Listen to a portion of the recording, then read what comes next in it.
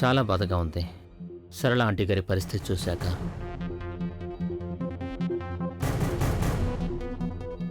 ఎందుకు బాధగా ఉందంటే ఇంత మంచి మనిషికి అసలు ఇంత అన్యాయం ఎలా జరుగుతుంది?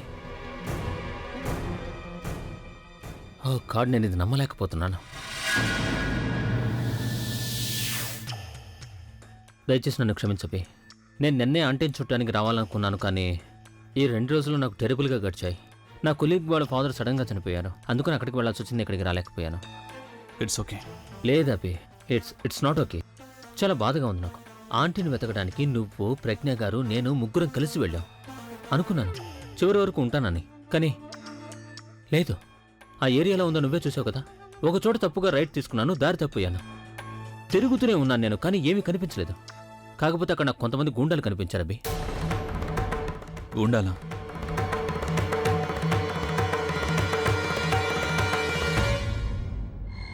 అవును, గూండాలు. చాలా విచిత్రంగా ఉన్నారు, కాస్త మొరటుగా కూడా ఉన్నారు. వాళ్లే కిడ్నాపర్స్ అయి ఉంటారనిపించింది. అది చెప్పడానికి నేను యాక్చువల్లీ మీకోసం వెతుక్కుంటూ వచ్చాను, కానీ మీరు నాకు ఎక్కడా కనిపించలేదు. ఆ తర్వాత అనుకున్నాను వాళ్ళని వెళ్ళనివ్వడమే మంచిదని. ఒక్కడనే వాళ్ళని ఫాలో అయ్యాను. కొంతసేపు అలాగే వాళ్ళ వెనక వెళ్ళాను. తర్వాత వాళ్ళని పట్టుకున్నాను. వాళ్ళని అడిగితే వాళ్ళు పక్కనే ఉన్న కన్స్ట్రక్షన్ సైట్లో పనిచేస్తున్నాం అని చెప్పారు. వాళ్ళ నుంచి ఎలాంటి ఇన్ఫర్మేషన్ దొరకలేదు. చాలా చక్కగా డ్రామాలు ఆడుతున్నాడు.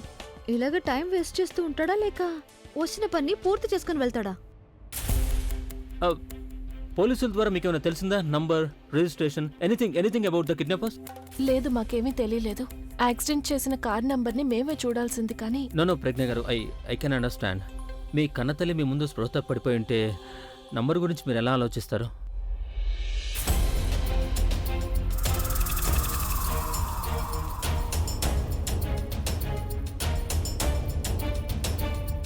Thank you.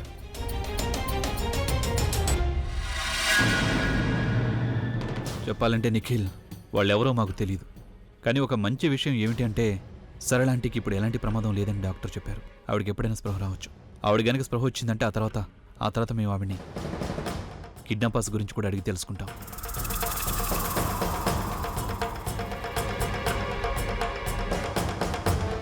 వాళ్ళు ఎవరైనా సరే నేనే స్వయంగా వాళ్ళకి శిక్ష వేస్తాను.